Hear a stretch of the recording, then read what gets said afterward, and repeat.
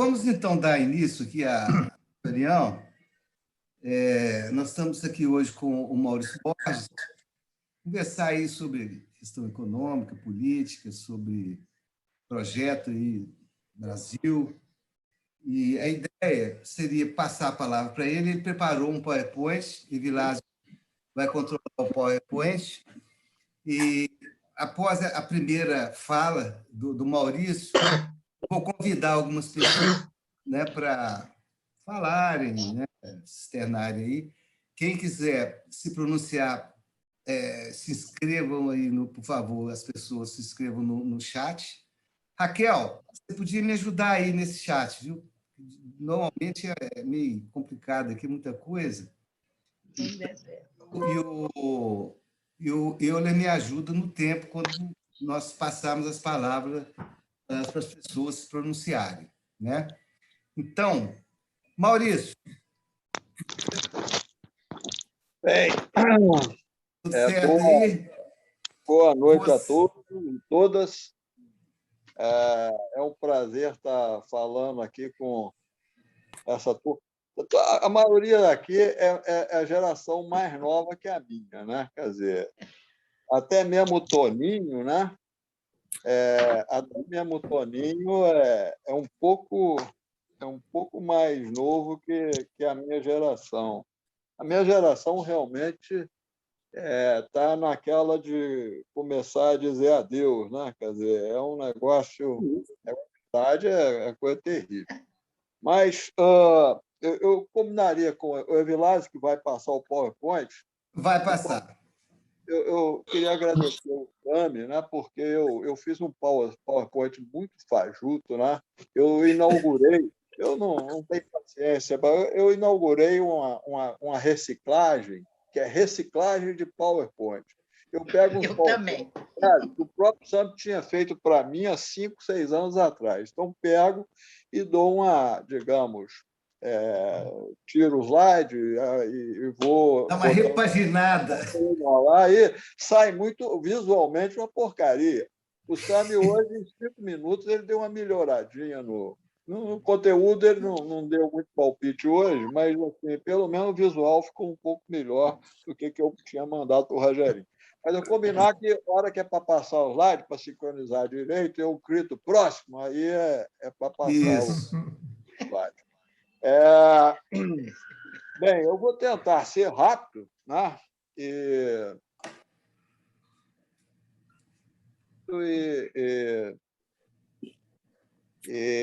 aí vamos ver se a gente evolui para uma fala relativamente mais curta.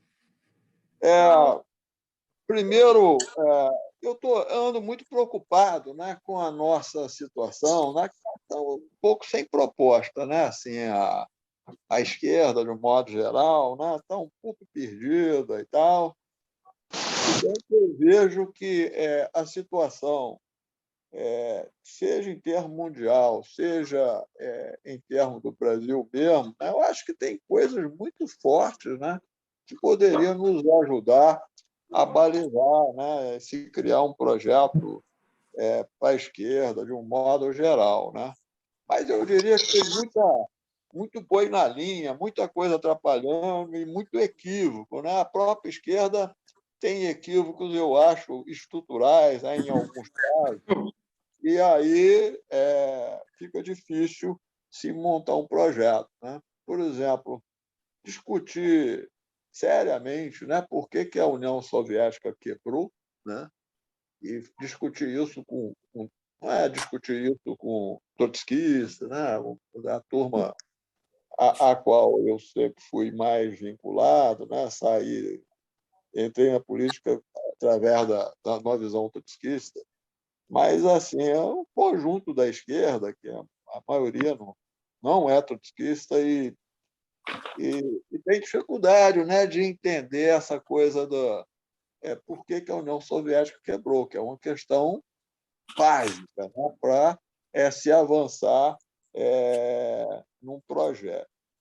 Mas, então, começando por ponto de partida, né, quer dizer, eu acho que se colocar como horizonte a questão do socialismo, né, eu diria que, vamos dizer, o socialismo é uma democratização da vida política, da vida econômica, e um conjunto de coisas, né? O socialismo não se conquista através de um golpe de Estado. O golpe de Estado pode até acontecer, né? Um assalto ao Estado, ele pode até acontecer por razões conjunturais ou mesmo estruturais, e aí você tem uma revolução.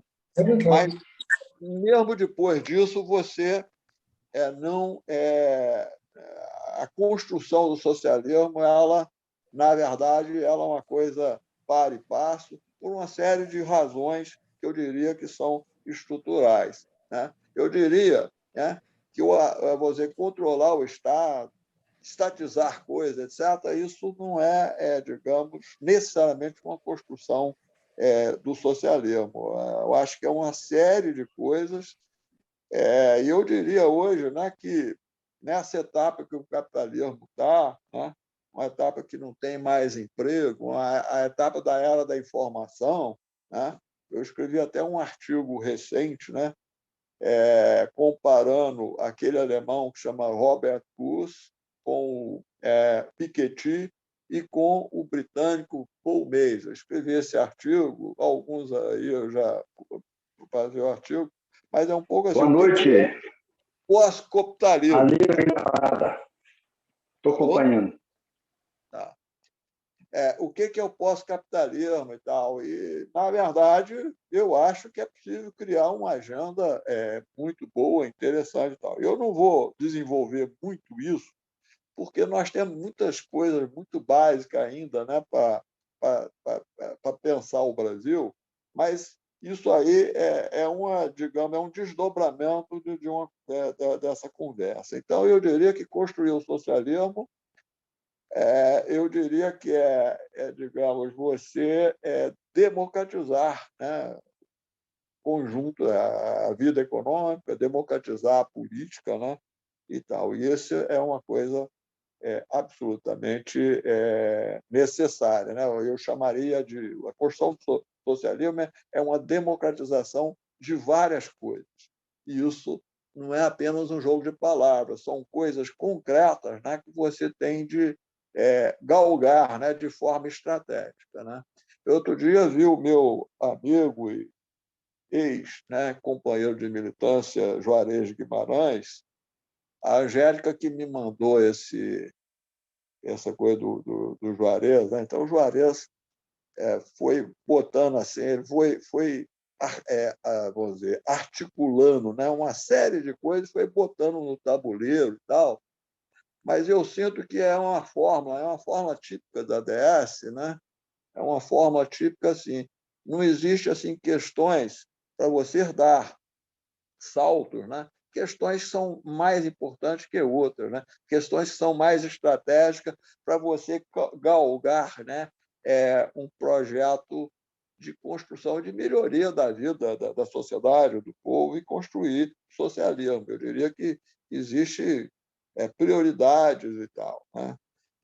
Mas lá estava uma forma que aí entrava várias coisas, são várias coisas que são politicamente corretas, eu concordo com todas, mas eu senti falta das questões que são estratégicas, né, para você tentar avançar de forma relevante. Quando você não avança de forma estratégica, acontece isso que aconteceu conosco aqui no Brasil, né?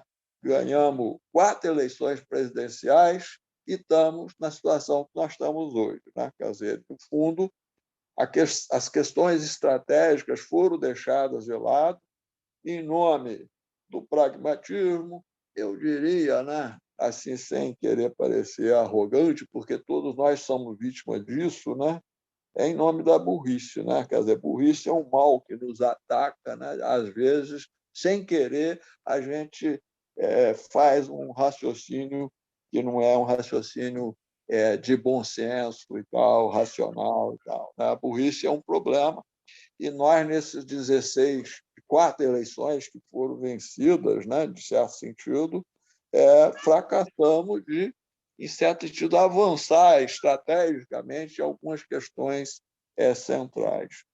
Então, eu diria, construir o socialismo é democratizar, avançar na democratização da vida econômica, da vida social, da vida política.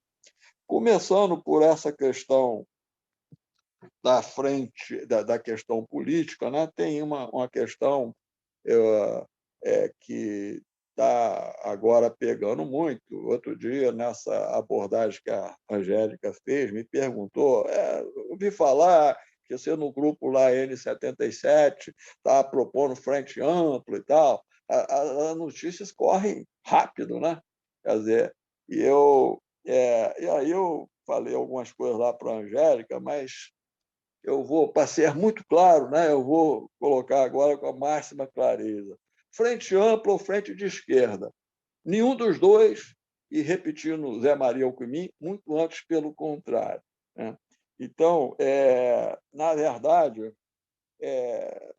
quando nós colocamos assim, não é que eu vou tentar escapulir disso, mas, na verdade, nós temos problemas, né, quer dizer, essa equação frente ampla ou frente de esquerda, né, ela não contempla a complexidade das alternativas que estão colocadas para nós hoje.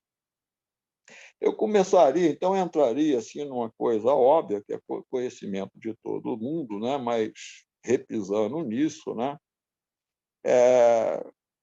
qual é a composição da Câmara Federal? A Câmara Federal a Câmara Federal é a mais decisiva das instâncias, né? Porque Maurício, na hora que você quiser que a gente projete o PowerPoint, você fala, tá? Tá. Então, você pode passar já para o slide 3. Tá então, Vilas, vai lá. Você não fala, ninguém coloca. Slide 3. Esse aí é o 1. Passa o próximo. Vai na tacinha aí, Vilas, e amplia. Aqui? Isso. Agora corre aí. Uma. É esse aí, né, Maurício? Não, esse aí é o meu. Nenhum dos dois. Pode ser esse aí, tá certo, é esse aí. Nenhum dos dois, né? Então, isso aí eu já falei, agora entra no terceiro slide. Próximo, por favor. Bem, a composição da Câmara Federal, quando a gente olha lá, alguns partidos, que parte dos partidos tem, que a gente poderia chamar de alguma forma de esquerda, nós temos 126 deputados, né? Desses 126 deputados, nós temos que fazer uma redução. Por exemplo, a Tabata Amaral está nesse conjunto aqui. Quer dizer, a Tabata Amaral ela até pode ser um quadro, né, político, pode ser relevante, pode ser, mas de esquerda ela não é, de jeito nenhum.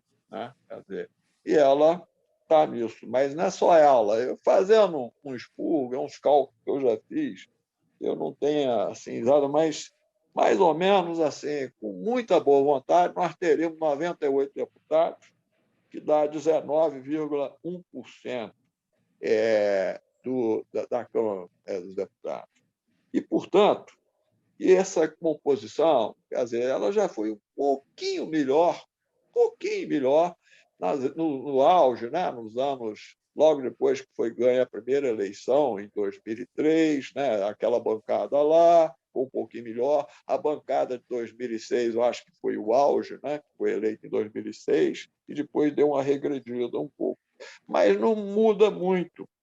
E aí, né, pegando uma sociologia que o Lula fez nos anos 90, né, quando ele foi deputado, constituinte e tal, aí ele falou uma frase que é uma frase muito importante. Ele falou que tinha pelo menos 300 picaretas na Câmara dos Deputados.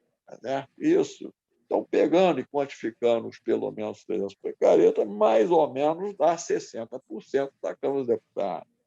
Então, se eu for arredondar, né, seria 60% de picareta, 20% que poderia chamar de direita e 20% à esquerda. O termo picareta, que é pejorativo, mas ele pode ser, vamos chamar, sociologizado, digamos. Você pode construir categorias. Assim, para usar uma categoria um pouco mais sofisticada, eu diria que o picareta é uma espécie de predador social, né, que foge das regras para levar vantagem, né? Quer dizer, e é um predador social, isso pode ser trabalhado, essa categoria. Ela não é uma categoria apenas vamos dizer, de valor, né? Que fala, eu estou desqualificando essa pessoa chamando de picareta. Não, é uma categoria que existe na sociedade, né? O sujeito que tende a ser predador. Né? Existem vários tipos de predadores, né? Em vários tipos de coisa, e esse predador social aí, quer dizer, que leva vantagem, que foge das regras, tem dificuldade, né, de cumprir acordos e fazer coisas corretas. Então, essa é a situação. Então, nessa situação, nós temos uma situação que é pior de você pensar uma frente ampla. Né? Na verdade, o esquema de poder no Brasil, né, pode ser uma coisa de esquerda e centrão, que foi os nossos governos. Não é esquerda e parte da direita, não. O centrão não é exatamente a direita. O centrão é formado por picaretas, predadores sociais. Então, esquerda e centrão. Pode ser direita e centrão, como foi o governo Fernando Henrique, né? Digamos, grosso modo, né? Ou, digamos, o governo Collor, né? Ou pode ser, como agora, extrema-direita e centrão. Né? O fator constante nos todos os governos é o centrão. Tá certo? E o centrão representa quem socialmente? Eu diria que não representa ninguém. Né? Quer dizer, ele representa um esquema que vem sendo autoconstruído. Né? Quer dizer, esse esquema ele é um esquema que é típico e deteriorado, né, por a forma de escolha da Câmara dos Deputados. Essa forma de escolha ela vem, né, no mínimo, desde a Constituinte de 46, né? Quer dizer, pegou uma coisa da República Velha e reproduziu da pior forma possível, que é o voto proporcional. Né? Então, esse esquema ele vem sendo reproduzido e vem sendo, eu diria, aprimorado para o pior, né? E cada vez mais deteriorado. Esse é o esquema que existe e tal. Então, eu diria que implementar um projeto minimamente de esquerda, eu diria que até mesmo o projeto de direita teria um pouco de dificuldade. Fernando Henrique mesmo teve dificuldade. Ele teve de dar uma reaglutinada no governo dele, depois que aquela molecagem cambial que eles fizeram, quebraram o país em 98, né? Eles tiveram de recompor. O Temer, na época, era o chefe do PMDB, né? E presidente da Câmara dos Deputados, e se tornou vereador, e botaram o PMDB totalmente no governo. O PMDB com o qual o PSDB tinha rompido, né, para ser fundado. Tá certo? Então, eu diria que mesmo a direita tem dificuldade. A esquerda, então, nem se fala. Né? E por quê? Chamar o centrão de conservador é uma coisa equivocada, porque não é exatamente conservador. O centrão é estruturalmente comprável, é um partido de aluguel e, portanto, muito suscetível e facilitado pelo poder econômico, ser comprado pelo poder econômico. Então, o centrão, digamos, ele ele torna impossível viabilizar de forma aceitável, razoável, de forma estratégica, onde você consegue subir alguns degraus no projeto de construção do socialismo. Né? Um centrão é impossível. Né? Quer dizer, então, essa digamos, a dificuldade. Eu só gritar para o Evilásio, o próximo é onde é o que eu estou falando agora, é o quarto. Pode ir. Isso. Então, construir o socialismo assim, quer dizer, avançar nessa direção, né, mesmo que seja de forma avançar de forma consistente, não de forma esporádica, como foi nos governos do PT, Dilma e Lula, né? Quer dizer, avançar de forma mais consistente, de forma sólida, com o Centrão é impossível. Né? Quer dizer, e aí, um pouco assim, sem o Requião não está aí, né? Mas eu acho que o Requião achar que é possível, sim, o outro que acha é o Ciro Gomes, né? O Ciro Gomes acha que vai fazer acontecer, acha que os governos do PT aí foram uma espécie de otários, né? Ou assim, compraram deputado à toa, são otários, uma coisa assim, né? A fala do Ciro, porque ele governou o Ceará e acha que a Assembleia Legislativa do Ceará, onde os interesses são muito, digamos, o que está em jogo lá no Ceará é muito diferente do que está em jogo no Brasil. Eu me lembro assim, só para pegar uma coisa micro, né? Eu me lembro quando eu estava na prefeitura, eu lembro assim que o salário do deputado estadual era o dobro do salário do deputado federal. Eu estudei esse assunto muito tempo, aí que eu percebi que tinha a coisa da dobradinha, que tinha os esquemas e tinha, vamos chamar de macroeconomia, né? Tinha, quer dizer, no governo federal estão decisões estratégicas e custam muito dinheiro, ao contrário da Assembleia Legislativa de Minas Gerais. Então, apesar de ser muito mais difícil eleger deputado federal do que eleger o estadual, e o salário do estadual ser maior, né? Claro, a procura pelo deputado federal é maior. Quem não estava querendo, digamos, entrar nesse jogo e estava querendo ser certinho e tal, né? Ficou restrito aí o deputado estadual, ganhava bem, né?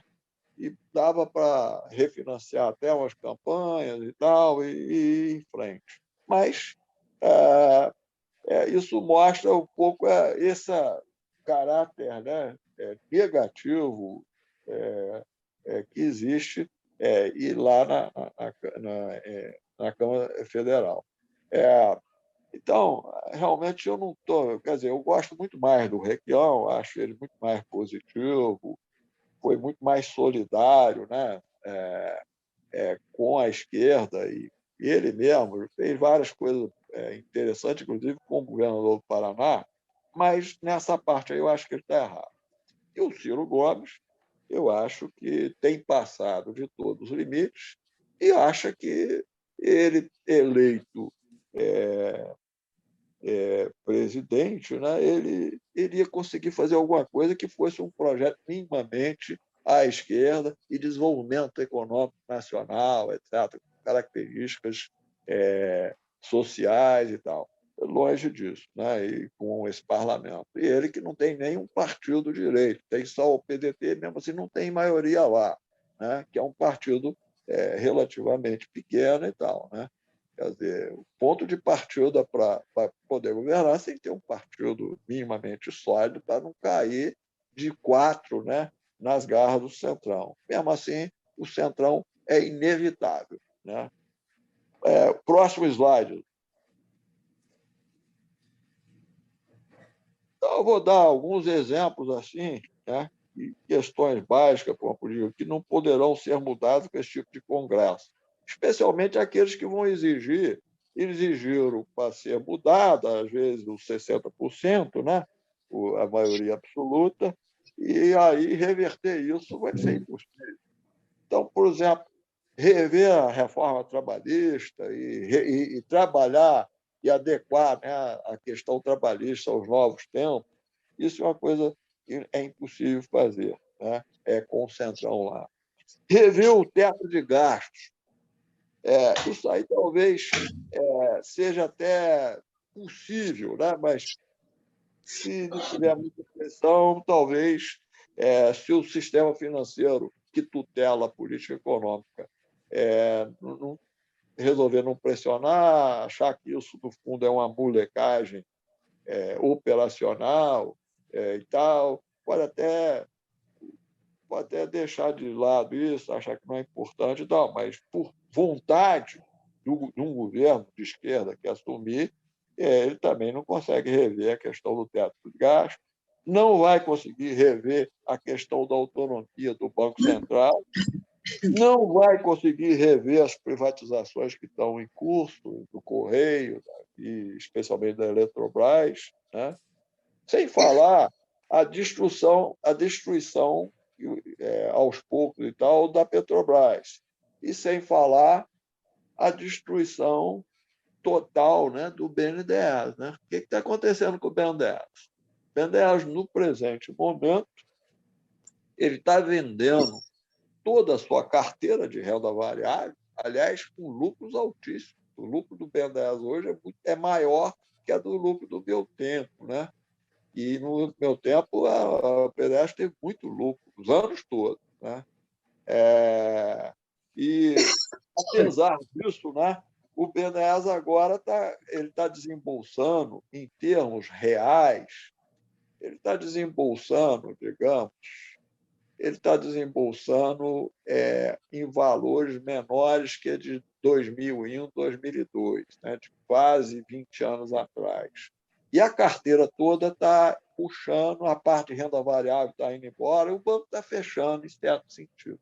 Né? O que está sustentando o banco agora estão vendendo a carteira, né? E não estão repondo, comprando, fazendo novas participações de renda variável e tal. Então, simplesmente, digamos, destruindo o banco. Então, o BNDES está correndo o risco de até, né, o Bolsonaro ficando no final de 2022, né, está correndo o risco de fechar o BNDES. É muito difícil recuperar. Né? E também, né, a questão de fazer uma reforma tributária minimamente progressista. Né? Para quem leu esse livro que eu escrevi, né, eu coloco como a primeira ação desastrosa, né, do governo Lula, né, a reforma tributária de 2003. A reforma tributária de 2003 ela conseguiu assim várias façanhas. Ela tornou a estrutura tributária mais regressiva ainda, com mais impostos indiretos. Não estava na reforma tributária, mas paralelo a isso, a CPMF, que não é tão regressiva assim, ela não gosta muito do imposto, não, mas ela não é tão regressiva assim, perdeu a CPMF, e mais, a famigerada Lei Candir transformou a Lei Candir em emenda, é a emenda constitucional número 21. E assim, só para pessoas, digamos, do ramo, Tony Inácio, por exemplo, sabe muito bem, mas alguns aí não são, digamos, ligados a essa área, né? Mas, assim, vamos imaginar, né? Soja. A soja, você vende a soja para o mercado interno, você vai esmagar a soja, vai transformar em óleo, tá? Tudo isso paga imposto. Paga ICMS, paga PIS/COFINS. COFINS, eu acho que reduziram isso, desoneraram a parte, a Dilma fez, eu não sei se foi revertido. Mas paga imposto. Se você vai exportar, você não paga imposto. Então, o chinês não paga imposto imposto indireto sobre a soja que ele recebe do Brasil. Mas o esmagador de soja, o consumidor interno paga. Então, isso que a bancada ruralista conseguiu impor, transformou uma lei ordinária do governo Fernando Henrique numa emenda constitucional número 21. Essa lei Candir ela é uma lei anti-industrialização, por uma série de razões, mas ela também, em picos, né, de desvalorização cambial, como vem acontecendo já há há 3 anos que está acontecendo isso, ela é altamente inflacionária. Né? Quer dizer, então, a carga indireta, de um modo geral, é inflacionária e a Lei Candir foi transformada na emenda constitucional número 21. Né? Então, isso aí foi a reforma tributária de 2003. Então, fazer a reforma tributária na direção certa não dá, tem de ser feito. Não dá para você galgar alguns degraus na construção de um projeto desenvolvimentista, progressista, em direção a uma coisa socialmente mais adequada, que chamaria de socialismo, se você não melhora essa estrutura tributária. E os governos do PT pioraram a estrutura tributária.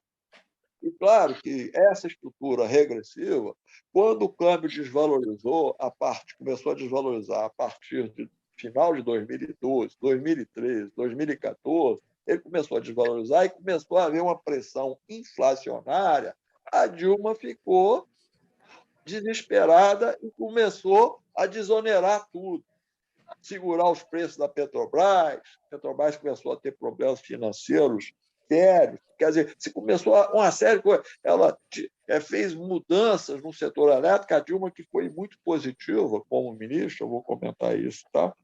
Tudo isso aí deixou de acontecer e digamos, foi, digamos, desastrosa essa situação. O que foi construído em 2003, plantou e colheu depois. Né? E o mais importante, né? Retirar a tutela do sistema financeiro sobre a política econômica. Essa tutela ela é muito séria, muito grave. Eu vou até comentar assim, aspectos dela em alguns casos que eu vou contar. Eu vou contar um caso rápido mais à frente, mas essa tutela ela é grave, porque ela condiciona toda a política econômica e tal, né? Ela é a que dá o verniz. Eu estive vendo o Guilherme Melo, parece que é o responsável pelo programa, esse programa econômico do PT que saiu aí, né? Aliás, não tem nada contra o programa, só que eu não vou falar o termo, né? Mas ele é um projeto que não toca nas questões estruturais, né? Ele não enfrenta as questões estruturais, pretende manter o tripé macroeconômico, que tem se revelado desastroso, né? E tal, né? Então, esse é o problema e tal, e, no fundo, a tutela continua. Né? Então, retirar isso realmente não é bater de frente, é falar, olha, vocês estão equivocados e tal, e tem saídas muito melhores do que vocês estão fazendo. Né? O próprio Biden agora tocou um projeto que não teve o de acordo da banca, mas o projeto parece que ele conseguiu, né, a duras penas, aprovar isso, e é um projeto que está sendo positivo para a economia americana. Próximo slide. Bem, casos que ilustram as mazelas do presidencialismo mazelas do presidencialismo. Está um S aqui, está a redação aqui. Isso aí é culpa do Salles, tá? O que tiver errado aí está do Salles. Mas culpa minha, Maurício, está assumido. Escrevi errado, brincadeira. O Sami melhorou, isso estava muito ruim, o meu live melhorou, mas isso aqui ele não deu tempo de corrigir. Mas eu vou começar com um caso. Né? Decisão crucial de Lula, nomear a Dilma ministra das Minas e Energia. Eu estava lá na transição, né? Em determinado momento da transição, o prefeito Fernando Pimentel foi lá nos visitar. Aí chegou lá, fomos lá visitar o Zé Dirceu. Né? E aí, em determinado momento, o Zé Dirceu recebeu um telefonema e ele ficou lívido, assim, quase assim, suou, assim, ficou nervoso. E aí descobrimos o que é. É que o Lula tinha acabado de nomear a Dilma ministra de Minas e Energia. E essa nomeação, quer dizer, a montagem do governo, da maioria do parlamento e tal, estava sendo feito com o PMDB. Quer dizer, essa nomeação tirava o PMDB do governo. Alô? Tirava o PMDB do governo. E eu diria que aí o Zé Dirceu teve de improvisar, ele teve de catar caquinha aqui, caquinha, botar o PTB no governo, fazer uma série de coisas para ter uma maioria. E foi, por exemplo, essa coisa muito improvisada acelerou e facilitou a primeira crise, que foi a crise do mensalão, tá certo? O Roberto Jefferson foi pego roubando, né? E usou aquela velha tática que a esquerda sempre é vítima dela. Né? Você que está roubando e fala assim, não, o ladrão é outro. Oh, pega ladrão, grita para o outro. E o PT foi vítima disso mais de uma vez. Né? A última foi o impeachment da Dilma. Né? O Eduardo foi pego roubando, e aí, se o PT não me salvar, eu grito pega ladrão. E aí o pega ladrão foi o impeachment. Bem, mas essa nomeação da Dilma foi decisiva para o Brasil não ter apagão durante o governo do PT. Assim, grosso modo, a capacidade instalada de energia elétrica subiu de 60 para 120. E a Dilma foi muito importante, porque o modelo dela, basicamente, era diferenciar a energia nova da energia velha. A energia nova é aquela fruto do investimento que precisava ser feito, que iria ter uma remuneração diferenciada. Quer dizer, você não é essa privatização que dá raiva, né, quando ela aparece, né? Você pega a riqueza velha e te entrega um dinheiro por conta dessa riqueza velha, né? E não vai gerar investimento nenhum. Essa é a privatização típica, né, que existe no Brasil. E investimento novo não acontece. O da Dilma, não. E esse investimento novo aconteceu e foi duplicado. Nós construímos, assim, desde a ditadura militar, não se fazia grandes usinas de elétrica, e construímos Santo Antônio Geral e Belo Monte. Isso tem o mérito da Dilma, e foi decisiva a sua nomeação. Né? Então, foi uma decisão corretíssima do Lula, embora tenha dado um efeito colateral, que foi o mensalão.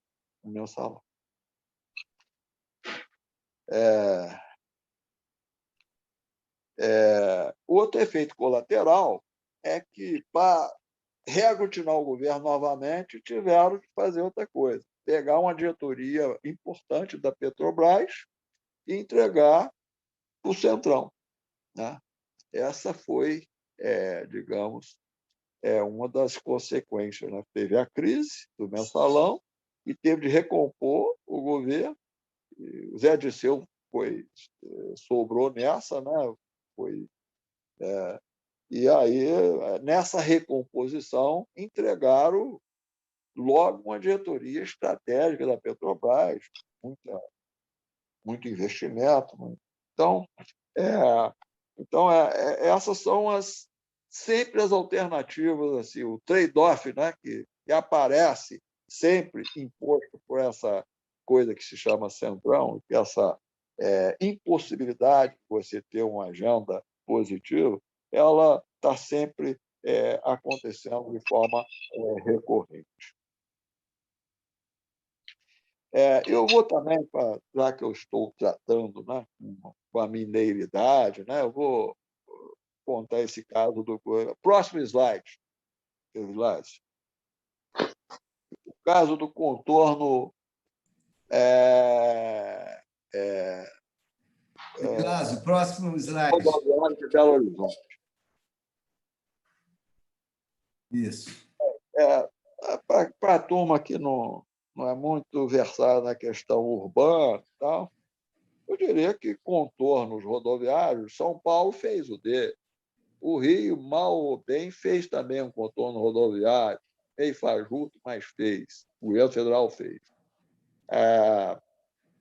Então, o BNDES desenvolveu uma proposta, ficou pronta por volta do início de 2014, né, de mais ou menos quase com um projeto básico de contorno rodoviário de Belo Horizonte, porque todo mundo sabe, né, especialmente os belo-horizontinos, que o anel rodoviário ele está esgotado, digamos, já tem 30 anos. O anel rodoviário não cumpre mais, ele virou avenida e falta um contorno rodoviário de Belo Horizonte. Isso aí, para a funcionalidade da região metropolitana, né, para a produtividade conjunta da região metropolitana, isso é uma coisa decisiva. E estava pronto o projeto. Agora, o projeto ele tinha algumas contrapartidas de investimento, dinheiro para indenizar, né, vamos dizer, reacomodar, né, moradores, você tinha que desapropriar algumas coisas e tal, tinha que ter uma contrapartida do governo federal. Se o governo federal quisesse aumentar a contrapartida e, por exemplo, reduzir um pouco o pedágio, também poderia. Certo? Mas aí tinha um problema. O problema é que o Ministério do Transporte estava na mão do Centrão. E o Centrão, no caso aí era o PL, né? Vocês lembram que no começo do governo Dilma, né, o ministro do Transporte era aquele Alfredo Nascimento. Aí ele foi demitido logo. A primeira denúncia que apareceu, ele foi demitido. E a Dilma achou que era uma coisa para ela faturar, porque falou que não pactuava com o malfeito e tal. Aquilo ali, essas coisas são sempre passivos, tá certo? Não ativo. E não era para ela ter faturado com aquilo, mas continuou com o PL, né? E tal. Então, o PL não era confiável. Então, a verdade, para botar dinheiro, para fazer uma concessão, que seria uma PPP, precisava um fundo garantidor. E aí, mas por que não montava um fundo garantidor?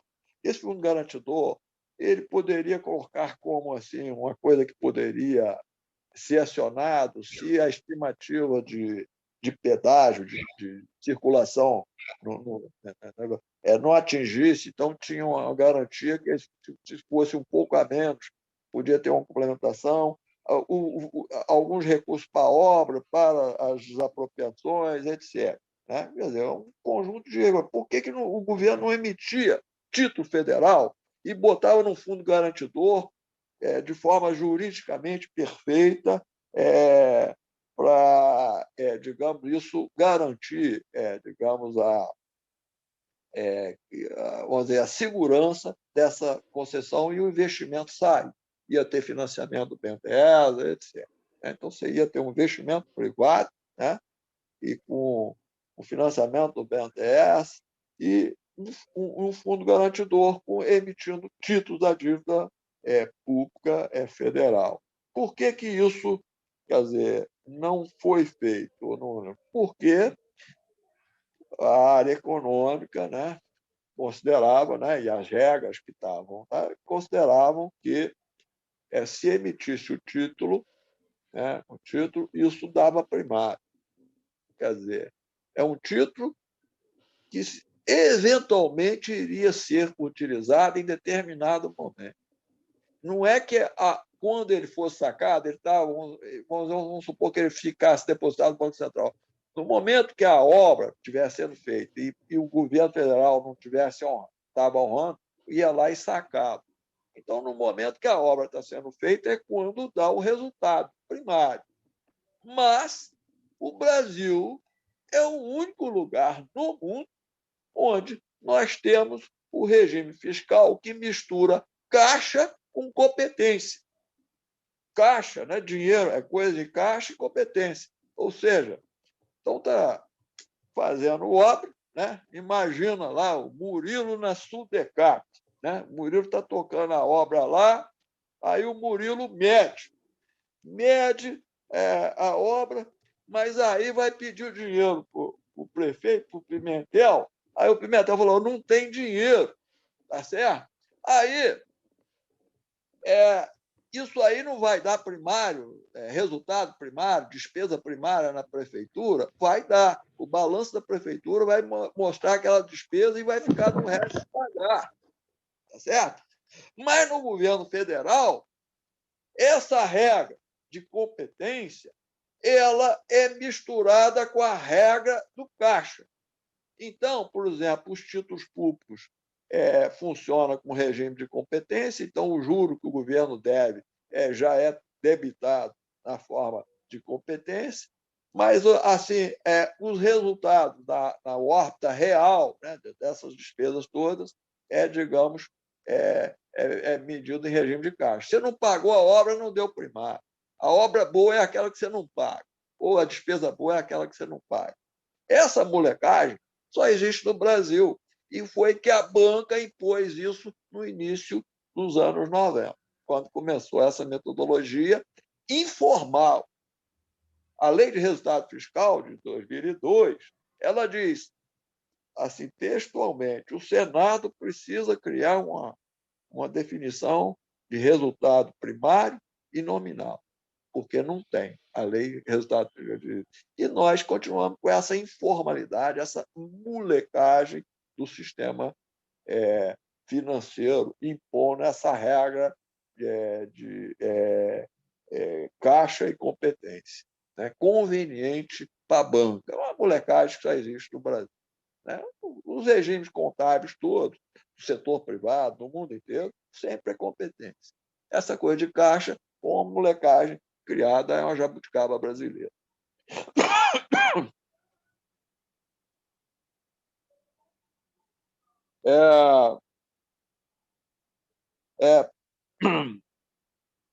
Então, essa, né, na verdade, então, o contorno rodoviário não foi feito, mas nós temos coisas tão graves ou mais graves. Por exemplo, até hoje, né, a 262 não está duplicada e, pelo que eu estou vendo, vai ficar para as calendas. Vão fazer uma concessão, mas o investimento só vai acontecer mesmo daqui a 20 anos. Tá certo? Então, você continua. E naquela época já poderia ter sido feita uma PPP, prevendo garantias para contrapartida, para tráfego eventualmente insuficiente, etc. Isso, no fundo, ia acabar gerando um investimento e provavelmente não daria assim, não teria gasto, mas a banca não permite que monte um fundo garantidor com essas características. Né? Então, isso aí é apenas uma dimensão de como essa política econômica manietada, né, pelo sistema financeiro, ela inviabiliza tudo. E, aliás, não adiantou nada, porque o governo, o nosso governo, né, especialmente a partir de 2010, resolveram usar essa ambiguidade, essas coisas, usar essas regras fajutas de caixa e competência, usar isso a favor de uma política econômica um pouco mais progressista. E aí inventaram a história da pedalada fiscal. Todo mundo sabe a consequência disso. Se não fosse isso, inventaria uma outra molecagem para o impeachment. O impeachment aconteceria inevitavelmente. Inventaria uma molecagem qualquer. Mas, de qualquer forma, né, ironicamente, é pedalada fiscal. No livro, né, eu escrevi esse anexo que está lá, eu escrevi em 2014, porque eu estava realmente com essa discussão de pedalado. Tentei. A proposta era muito simples. O governo, quando começou a história da pedalada fiscal, falou: nós vamos mudar. O nosso regime fiscal é competência. Essa coisa de superávit primário medido pelo caixa, isso é molecagem. Isso, tecnicamente, não sustenta em lugar nenhum do mundo. Mas não fizeram isso, né, por uma série de razões. Muita gente. É o pragmatismo burro, né? Quer dizer, que existia em determinados momentos da nossa condução, né, econômica. Bem, passar para o próximo slide, Evilásio. O Guido, gosto muito do Guido, ele, aliás, foi muito injustiçado.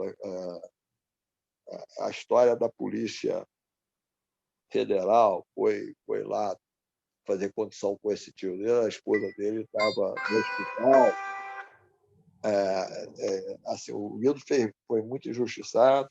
O Guido, ao se tornar ministro, foi, de fato, a salvação do governo Lula, né? Na época do governo Lula, porque o Guido era uma pessoa da confiança do Lula e não um laranja, né, como o Palocci. Né? O Palocci, que não entendia absolutamente nada de economia, né? E também não entendia muito de política, não. Ele era apenas um picareta que o Lula botou lá. Né? Parecia que ele era outra coisa, mas o Palocci nunca passou de um picareta, nunca deixou de ser um picareta, né? Na minha opinião, na minha modesta opinião. Sempre foi. E o Lula, na verdade, escolheu muito mal. Né? Ele tinha ele podia escolher vários economistas de direita. Eu tenho aqui uma listinha de economistas. O Lula nunca gostou desconsidera, eu ouvi isso de viva voz dele, tem total desconsideração para os economistas chamados à esquerda. Ele respeita só a turma da direita quando diz economia, acha que a turma da esquerda é lunática, não entende a coisa concreta.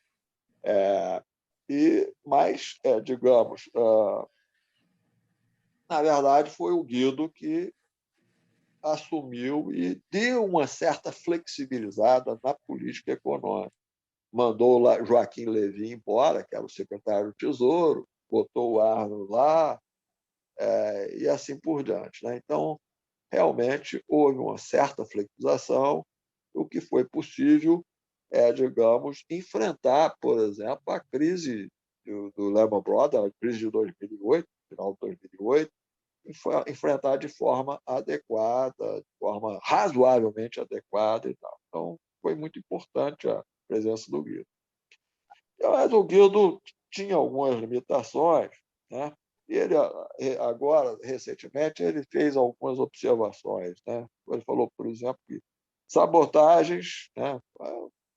O problema todo foram sabotagens que a direita e o imperialismo americano fez, né, que começa em 2012, sobretudo essas sabotagens são externas. E a Lava Jato foi a pá de cal disso. Eu até não discordo nenhuma das duas coisas. Acho que a Lava Jato foi uma pá de cal, sim, e acho que a política econômica, essa flexibilização que o Guido fez, incomodava, sim. Por exemplo, essa atuação dos bancos públicos incomodava bastante, etc. Né? A preocupação que estava em esmagar um pouco os prédios dos bancos privados e tal. Embora algumas coisas da atuação dos bancos públicos pudessem ser reconsideradas, né? Por uma série de questões, mas tudo isso estava incomodando. Mas o Guido esqueceu assim, de mencionar, né, problemas centrais, né, problemas centrais que estavam nessa história toda. Primeiro, o esgotamento do crescimento veio por falta de alternativa para o investimento. Ou seja, as coisas que foram feitas, especialmente depois do Lehman Brothers, né? Foram vários puxadinhos. Foi o PAC, depois veio o PSI, né? Que eu previa que o PSI, mais de 2 anos, eu não sustentaria, era mais, ia gerar bolha, né? Iria comprar caminhão com juro de 2%, o que ia resultar nisso, a médio prazo, seria formar bolha, aparecer gente no mercado que não era do ramo. Então, isso, aliás, tudo aconteceu, eu fiz a previsão, informei, mas, na verdade, eu que cuidava da Finame, né? Fiz várias coisas dela, mas a Finame ficou comigo desde 2003. E eu, mesmo cuidando da Finame, a minha voz não adiantou nada. Mas foram vários puxadinhos que esgotaram. E mais, a indústria, sem um câmbio estável e garantidor de competitividade, não adianta nada o câmbio estar bom em determinado momento. Ele tem que ter um mínimo que garanta uma competitividade. Como o câmbio flutuante não garante isso e não fizeram compensação para isso de uma forma consistente, você não tem investimento, a indústria vai definhando. Então, a desindustrialização brasileira ela continuou mesmo neste período de ouro aí de crescimento e tal. A desindustrialização talvez ela tenha mitigado um pouco, porque o Brasil cresceu a um ritmo de 4% ao ano, estava indo bem, e aí um pouco, mas você tinha um problema estrutural, não garantia os investimentos. Só louco investe, você não sabe qual vai ser o câmbio, né? E não tem a garantia de um câmbio mínimo, um patamar mínimo que seja um câmbio competitivo. E terceiro, não foram criadas alternativas para o investimento em infraestrutura.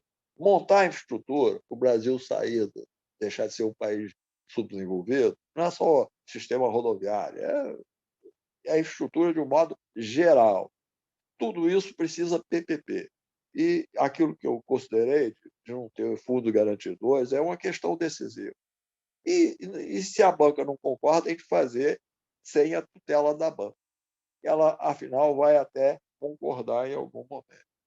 Tem também questões aí mais estruturais, a questão da previdência complementar.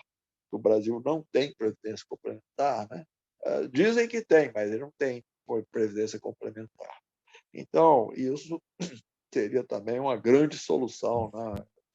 Desde 1990, eu acho que isso. A previdência complementar seria a grande solução para socializar, democratizar o capital, né? E, ao mesmo tempo, resolver questões de investimento com a rentabilidade baixa, mas que seja decisivo para a evolução e o crescimento do Brasil. Mas tudo isso aí não foi considerado e tal. Então, no mundo das questões estruturais. Então, nós, nos idos de 2014, nós realmente, início já de 2014, no primeiro trimestre, eu já tinha dados que o investimento parou de crescer, né? Quer dizer, no final do ano de 2014, eu já sabia, 9 meses antes, o BNDES sabe, tinha uma visão prospectiva assim, né? Ele enxergava o que ia acontecer com o investimento 9 meses antes do dado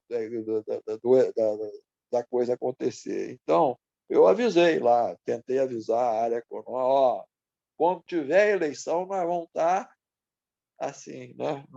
Essas alternativas de investimento em estrutura. E tudo isso aí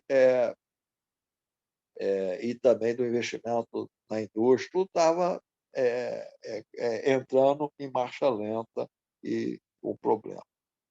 Então, eu diria, resumindo, né, que nós temos, né, nós temos dificuldade de avançar degraus sólidos e consistentes na construção de um projeto de desenvolvimento econômico e social, e há uma limitação política estrutural para isso, né? Esse é o ponto. Então, em função disso, tá, eu considero, né, aí vem aquela pergunta, né? Aposto que a turma que está me ouvindo nunca ouviu falar dessa pergunta, o que fazer, né? Mas, então, próximo slide, o que fazer? É, então, eu acho que nós não precisamos de uma frente, imediatamente, uma frente ampla, né? De jeito nenhum, para eleger o Lula e tal. Acho que o Lula consegue eleger sem uma formação de uma frente ampla. Ele consegue eleger e tal. Mas o Lula não vai gastar, digamos, fichas do que ele representa, das forças que ele gastar a ficha e repetir e fazer as mesmas coisas insuficientes que foi o período petista na presidência. Ele tem de, em certo sentido, tentar avançar degraus sólidos, estruturantes, né, da construção de um projeto de desenvolvimento econômico e social no Brasil, né? E a primeira, então, a questão número um, né, que eu acho que o Lula devia prometer é convocar uma constituinte exclusiva para fazer a reforma política. E não é fazer uma pergunta, não, é ele aparecer com a proposta da reforma política. Certo? E a proposta da reforma política ela é basicamente, né, eu diria, são dois pontos importantes, né? A reforma política ela tem de acabar com o voto proporcional, ela tem eu faço várias considerações no livro, mas poderia até aprofundar isso, tal, mas avançar no que seria o distrital misto, né? O distrital puro que existe nos Estados Unidos, que existe no Reino Unido, ele gera muitas distorções. Então, o ideal seria fazer o que se faz na Alemanha, o distrital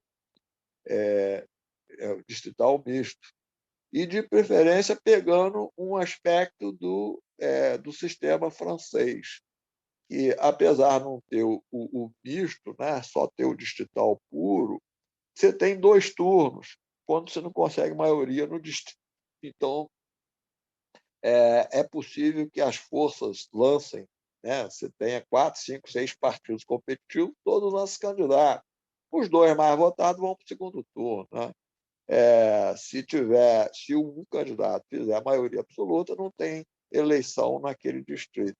Então, se combinar o sistema francês com o sistema alemão, nós teríamos um quadro que reflete, né? A democracia moderna tem de refletir esse quadro multipartidário, né? Pelo menos a questão de ter um partido verde, né? Nos Estados Unidos era para ter um partido verde, mas ele está abrigado lá no Partido Democrata. Agora, o Partido Republicano tem uma camisa de força, porque a extrema-direita se apoderou do Partido Republicano, e então, quer dizer, era para ter já um partido da direita, o Partido Republicano, e o partido de extrema-direita. E, então, os Estados Unidos teria condições de ter uns 5 ou 6 forças políticas representadas no parlamento e tal, né? Mas não, o sistema americano tem vários defeitos, né? Tem algumas qualidades e vários defeitos. Agora, o segundo ponto, a reforma política, seria, por exemplo, alterar o papel do Senado. O Senado devia ter uma Constituição, uma coisa mais de uma instituição de Estado para preservar as coisas de Estado, para nomear gente do Supremo e tal, coisa que ele já tem, mas ele não mexeria com o orçamento, né? Seria exclusivo da Câmara. Governar, no concreto, a Câmara. Questões de Estado, institucionais, Senado. Então, ele podia ter um papel mais decisivo assim, e não seria igual ao Senado americano, que tem mexe com o orçamento velho. Se o Biden agora não tivesse ganho, né, nesse segundo tempo, lá no Alabama, que tinha 2 vagas para o Senado, para Senado, e Alabama, não, na Geórgia, aí se precisava ganhar as 2 vagas para conseguir esse 50% mais um, que é o voto da Câmara, que é a vice-presidente e tal, para conseguir governar de forma aceitável lá nos Estados Unidos, senão ele estava lascado. Então, Senado, esse papel do Senado que existe nos Estados Unidos, que é reproduzido no Brasil, também está errado. Então, precisava fazer essas mudanças, você precisava, e com esse papel do Senado, ter garantias que você não vai ter, novamente, tribunais de exceção, né, como foi o caso do próprio Supremo e depois Lava Jato, que foi um tribunal de exceção e tal, e várias molecagens típicas. Né? Você podia ter um Conselho Nacional de Ministério Público com mais senadores, também o Conselho Nacional de Justiça com mais senadores, para evitar e para coibir abusos, né? Como foram cometidos no Brasil e tal. Então, essa reforma política é uma reforma que muda essas coisas todas e tal. Isso aí digamos, é o que o Lula, mais importante, o Lula ganha a eleição, ele vai, claro, governar para ir em cima de emergências, né? Porque a situação social está muito grave, né? Então, ele vai tentar ir atrás de alguns prejuízos de forma urgente e tal, mas ele tem de deixar uma coisa sólida para o Brasil. E a coisa sólida para o Brasil é o Brasil ter uma democracia realmente, né? Mais assim, vamos dizer, quem está lá em cima reproduz a vontade do povo, né? Digamos, né? Da maioria, né? E isso não existe porque nós temos uma distorção histórica, né? E que vem se reproduzindo e se perpetuando. É uma doença que se perpetua e ela é muito grave e ela atrapalha qualquer chance da gente avançar num projeto de desenvolvimento econômico e social no Brasil. Né? Ele pode, o Lula, eu acho que é quem mais condições de fazer isso, de tentar, dentro, né, ele eleito presidente, ele montar uma frente com a direita e não exatamente centrão, e catar alguns cacos do centrão para tentar convocar essa constituinte, né, exclusivo, para ela exclusivamente fazer a reforma política. Né? É, claro, né, concordo inteiramente com essa molecagem que estão fazendo, o semiprevidencialismo. Né? Isso é, mais uma vez, a mesma molecagem que já foi feita em várias oportunidades. Né? Quer dizer, é claro que parlamentarismo sem reforma política é golpe. E o parlamentarismo com a reforma política ideal, necessária, pode ser até parte da solução. Eu, por exemplo, nunca gostei de coisas majestáticas, né? Sempre fui parlamentarista. Só para lembrar os ortodoxos, né? O Marx era parlamentarista. Tá certo? Aliás, também a concepção de Soviet do Marx era uma concepção distrital.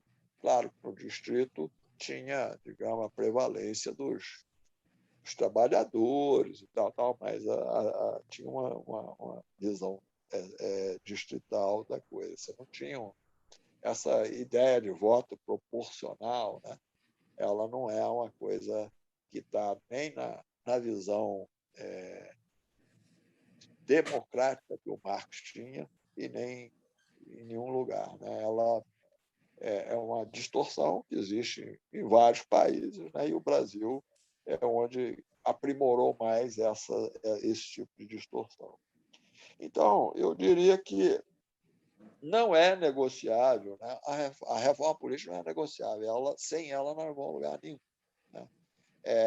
E se o Lula não entender isso, se ele estiver só querendo fazer um bom governo e compor com Deus o diabo, mais uma vez compor com o Centrão, ele não vai criar nenhum degrau para a gente subir e avançar na construção de um projeto de desenvolvimento. A minha geração, né, a nossa, não posso dizer assim, a nossa geração, essas gerações todas que nós precisamos sentir, né, que a gente está indo embora, né, mas a gente precisa sentir que alguma coisa ficou. Né? Não dá para coisas mal feitas, coisas mal pensadas, né? Coisas procrastinadas, né? Impeçam que a gente avance nessa direção. Bem, é isso. Desculpe, alonguei um pouco, mas